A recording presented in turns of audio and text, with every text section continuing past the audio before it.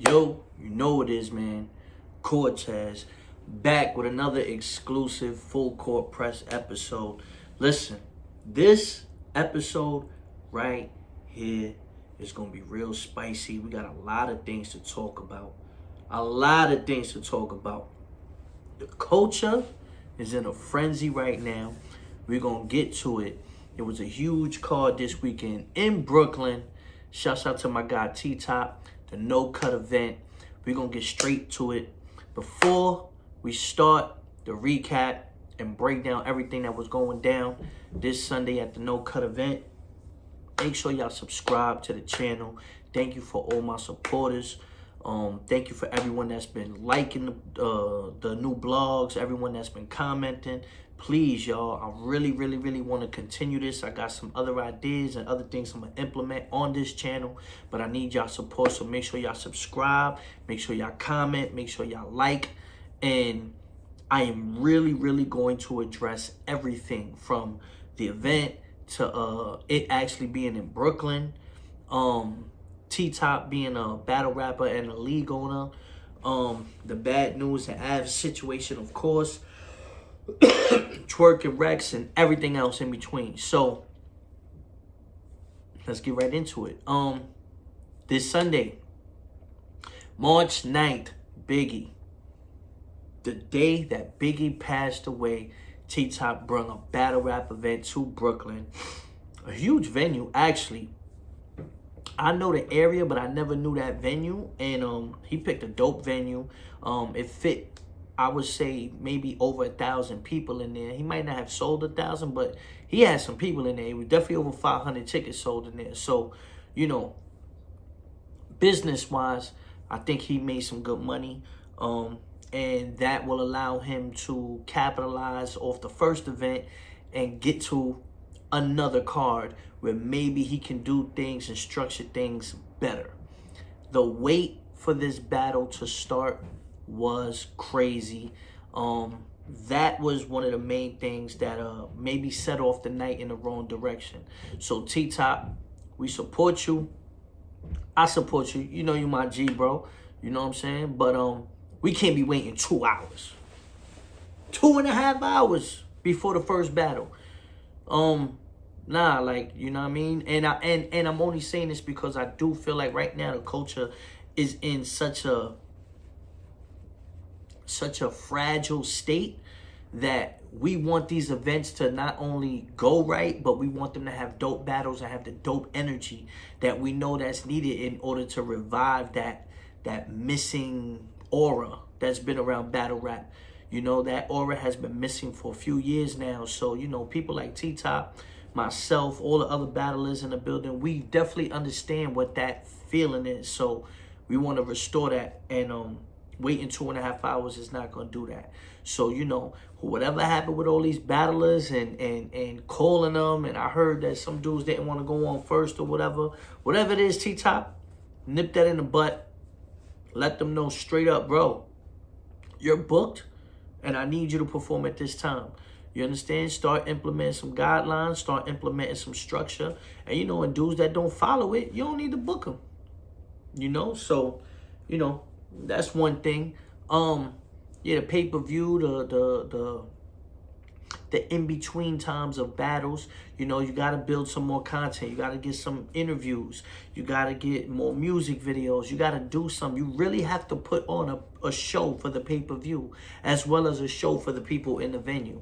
So this goes to all battle rappers. You know what I'm saying? That's all people that are trying to throw events. You need to entertain, especially when you're doing a pay-per-view. Entertain the people that spent that $50. You understand? So, you know. But I think in the future, if T-Top continues this, he's gonna figure it out and you know, put together a better product. You know what I mean? I think the card was dope, but I think he can put together a better product for the end result. That's all. But, you know, it's your first time hiccups. It's your first event. Salute to you. You did your thing, bro. Clips and Casey was the first battle. I was not there yet. I was stuck in traffic. I was running around doing a whole bunch of things. So I missed that battle. From what I heard, Clips kind of won the battle, but a lot of people are complaining about Clips and his freestyling. Listen, if y'all gonna keep booking him, he's gonna keep freestyling. It's as simple as that. Like, y'all book Clips. Clips is booked and busy. So this is what people want, or this is what people expect. I don't have a problem with it, because to me, Clips gets crazy when he freestyles all the time anyway, you know. But, you know, there are lackluster performances, not just from him, but from everybody.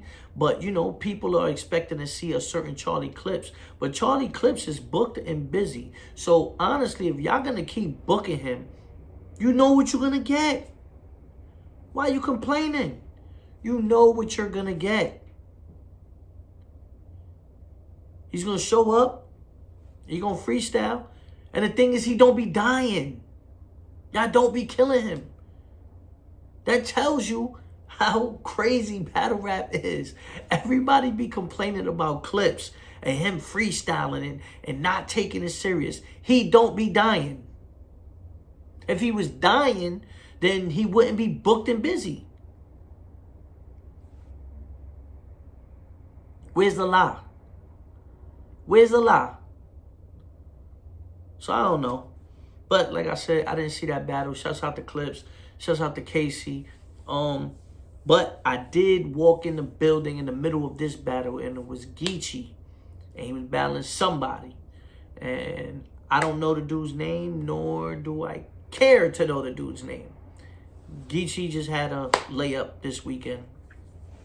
It is what it is. Geechee.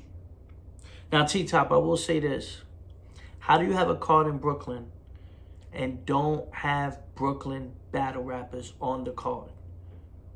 Me, myself, I probably could have sold at least 75 or 100 tickets at the door. Easy. You trying to make some chicken. You trying to have a crowd that's lit. Have some locals. Maybe that would influence the crowd. Because if I would have walked in and I battled, I don't know, I can't remember the last time I battled in Brooklyn. In Brooklyn? On like a stage or something? I think it was the Saurus or something crazy like that. Mochilla. Like crazy, bro. At least 10 years.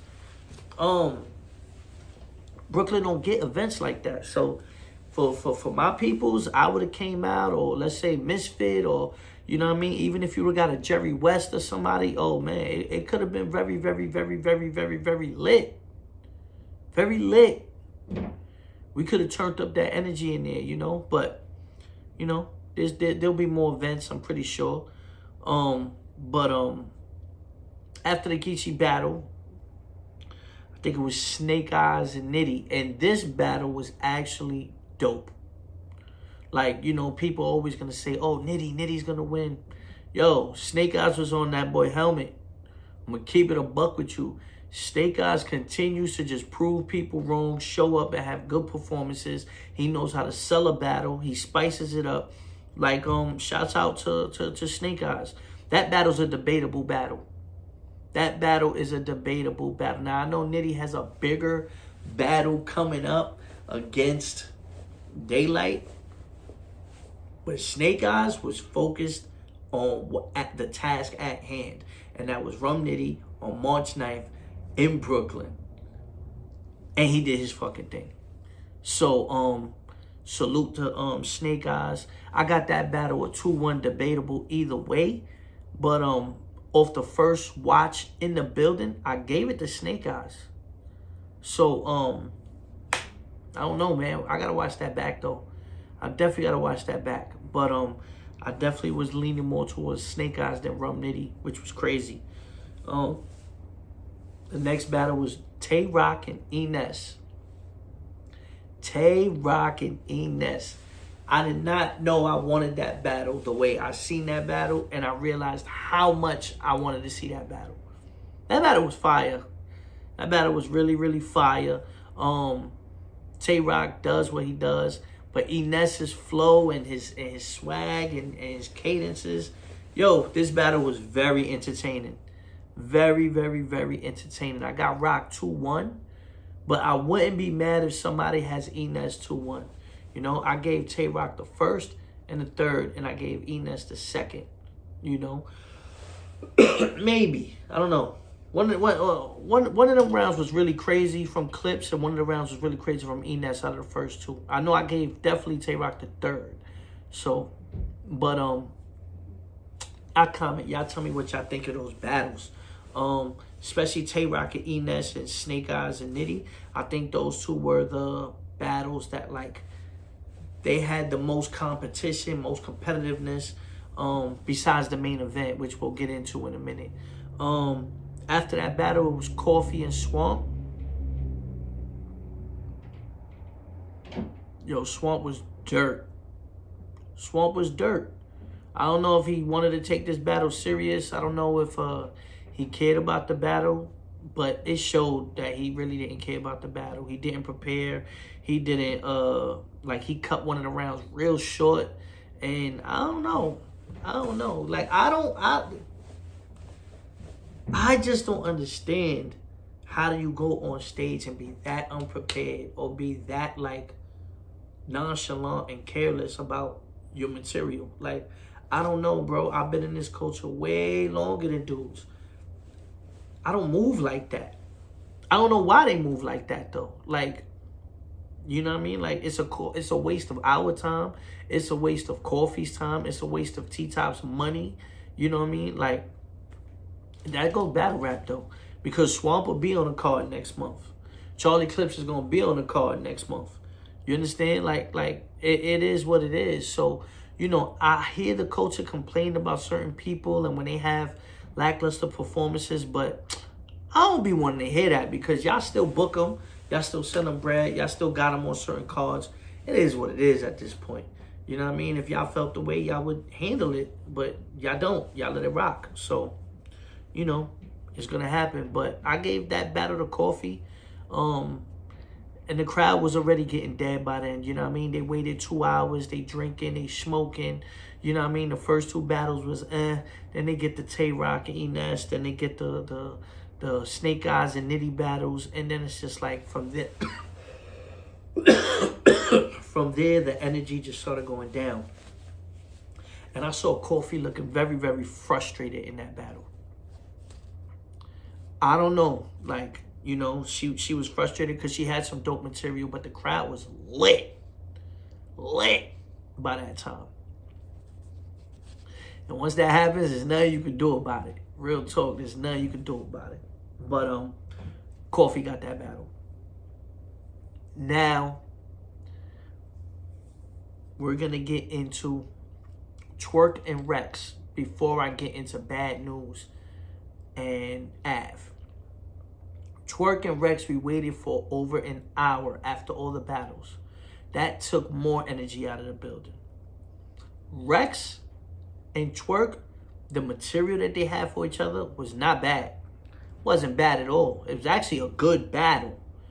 But the timing of the battle and the time that it happened might have ruined it, because they would have went on earlier in the day, that battle would have been lit. T-Rex was talking his street drug shit like he always do, and Twerk had some amazing lines like he always does. That battle is fire. I was leaning towards Twerk 2-1, but that battle's fire. That battle's fire. But again, T-Top, we got to get a little bit more organization here, because that battle should not have been a whole hour gap in between. And then when the battle happens, you know, like half the building left. And that's crazy for those two legends to be battling and people just be so smacked and so lit that they out of there. You feel me? Now let's talk about Bad News and Av. Now I'm going to address some things. It's a lot of controversy with Bad News. Snitching allegations. I'm a person that's very well versed with understanding street code, street ethics, and the things you're not supposed to do when you're involved in the streets. When I got the word that Bad News had paperwork, that he pointed out who shot him, and he's a gang member, and he's in the streets, it's a violation. Now again, that's what was told. I haven't read the paperwork. I haven't verified the paperwork. But I'm going to give Bad News an out and an opportunity to really do his research and figure out how he wants to address this. I know where I'm from, that stain, that's a no-go. You get shot over that. You get shot over that. It could really go down. I saw the interviews. I said it to your face right when you was getting mic'd up. I said, yo, this gonna make or break you. It depends on how you play this. You turned around, you looked at me like, I said it to your face though. Because I'm not gonna sugarcoat it. I have no problem with you. But really, really, I wanted you to understand that this moment right here, it could go bad for you, or you can actually turn the tables and put it to your advantage. The battle, Av did not do what he was supposed to do in that battle. He only had a couple days. I know he couldn't take that information and do what he was supposed to do with it. Somebody like me or somebody that could freestyle or somebody that really knows how to get personal and do a real talk round would have smoked you. Would have smoked you, would have did you bad. You had Av, you lucky you had Av. Av won the battle, but Bad News gets to live another day because it wasn't really like addressed the way it needed to be. And that's cool. You know what I mean? Like, I'm not that vested that it's like, oh man, nobody could expose him. Nah, I don't care like that, bro. I don't care like that. But I'm just talking about in a battle rap sense, like you live to see another day. You know what I mean? Because you had kind of like the right opponent, to be honest with you. But I'm gonna give you some game. I saw your interviews. You talking real spicy. Yeah, you know, I only gonna let Av address it. Ain't nobody else gonna address it. Or, you know, people gonna lose deposits and stuff like that. That's not the way you approach it, bro. There's people that's doing some real time. There's people that lost their lives for chatting. You playing. You jumping on Kid Slade, jumping on, yo, over and out and all this. Like, where I'm from, I don't play like that. And a lot of people don't play like that. We're not gonna be so nonchalant about those allegations that are on your jacket, bro. Again, I have no problem with you. But there are ways to either disprove what is said about you. And I'm gonna show you how. There's always a discovery with every case. For y'all that don't know this, there's always a discovery with every case. That police report that's in a discovery, that's part of a thing called the DD5. I think it's a DD5 or DD4, but I think it's DD5. And everybody's discovery, the DD5 will tell you in your case who's cooperating. If the witness is someone that's a victim, and in this case, in your thing, you was a victim. You was not the aggressor. You was a victim in that case. They will blot your name out and protect your identity. But they will also, if you don't do things correctly, they will leave your name to the wolves. Somehow, some way. Why did they do that? Because they want to see retaliation. They want to see if it's a back and forth. They want to see what more information they can get. So if you did cooperate and point them out, and then they realized, okay, cool, now that opens up the case. Now they can go for DNA evidence. They can find a weapon. They can do all that. And the boys can take it from there. They don't need you no more. But now if they run to it and they try to do the case, and when they building a case, they realize, yo, we have nothing. We don't have no shooter. We don't have no weapon. We don't have no DNA evidence. We don't have this. All we have is you pointing him out. So we're going to need you to testify. And then you might say, oh, no, I'm not doing that. I'm not going to testify because then I'm going to get exposed. lack of evidence, drop the case. That is what it looks like to me. You can change that though, because you should have a discovery. You should have a DD5. If you don't, there's court records. There's court. You could go down to the courthouse and go get that. That's your name on that. With your name on that, and you didn't point the cops out, and you didn't point the shooter out, you can get a lawsuit. Bro, they're putting your life in danger. Again, you was not the aggressor in the situation. They're supposed to protect you. And I'm not trying to play you. I'm just saying, like, that's like the real gist of it. They're supposed to be there to protect you. So them putting your name in the paperwork can put your life at risk. So if they lied and all that, then you got a lawsuit. File your lawsuit, get your bread. And this is something that you should have been known. This ain't some shit that just pop up now. This must have been known when you got shot. All right, cool. Y'all put my name on that? Oh yeah, that's foul. Y'all can't do that. Case got dropped. All right, cool. Son home. All right, cool. Street code, street ethics, or street morals, or whatever it is. Y'all ain't got to interact.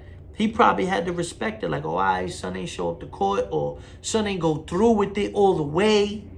So I'm going to let it rock.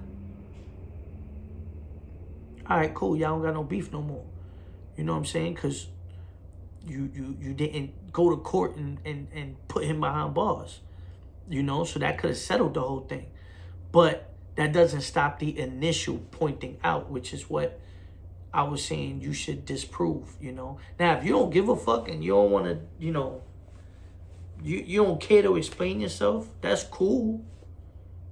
But you know what that's going to look like. And this is just some game I'm giving you. Because it definitely is going to look like that.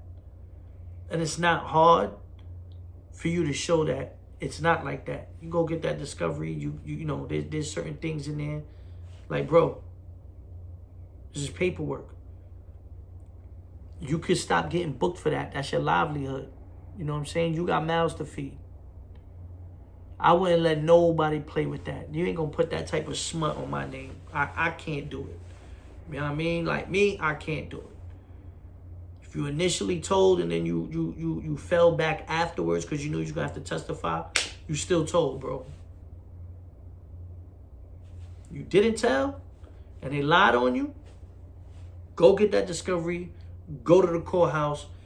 In the discovery, it's a DD5 file that has all the police reports, that has all the interrogations, that actually has, they'll even screenshot you or show you pictures of a cop's notebook and his notes that he wrote for that day. There's many ways to get that information. But that cop can be investigated for lying. You know what I mean? You know how there's internal affairs? Easily.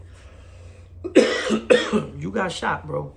I can't tell you nothing about how you got shot, how you handled it, whatever it is. You understand? But, you know, them trying to put that paperwork out and stuff like that, it's crazy. You know what I mean? I know if it happened to me, I would be going crazy, all types of lengths all over to prove that I ain't snitch. You feel me? Because I can't move around like that. You know, if you can move around like that, kudos. If the culture lets you rock, which I see the culture already picking and choosing. It is what it is. Battle rap to me is not like a gangster culture no more. Battle rap is just battle rap. You understand? Like, it's not like a authentic street cultural based thing. Nah, there's people in the culture like that, such as myself and other people. But it ain't that no more. You feel me? So I expect you to still be booked and busy. That's cool. You know. I already could tell, bro, you didn't have enough time to really cook up the way you wanted to. You won the battle, but you dropped the ball as far as like getting a moment. It is what it is, man. But that's my recap of the No Cut event. T-Top, you did your thing. You had a good crowd, like as far as selling tickets. I just think how the event went, how it was managed, affected the crowd, and in return, that also would affect the battles, the energy, and all that. And you know, learn from it. I know you're gonna bounce back, turn up, no cut. Everyone that was involved, boom. Oh, also before we go, listen, I got my first battle rapper card. Boom. It's got the biography in the back. Boom. Also, you see here, it's 3 pictures of me. It's got the Puerto Rican flag, got my signature. It's got all the things that's cultural with Cortez, from my music to my battles, everything. This is on rappercards.com. I'll put the link in the thing if y'all want to support. There's only a limited edition, 200. We already sold so many on the first day. And the Rapper Cards has other rappers too. Favorite rappers, mainstream rappers, all that. It's real dope. I would love for y'all to support that as well. But listen, Full Court Press, Murder Ave Gang, Brooklyn, free size, free Nesto G's, free cash. Y'all know what it is, man. Holla.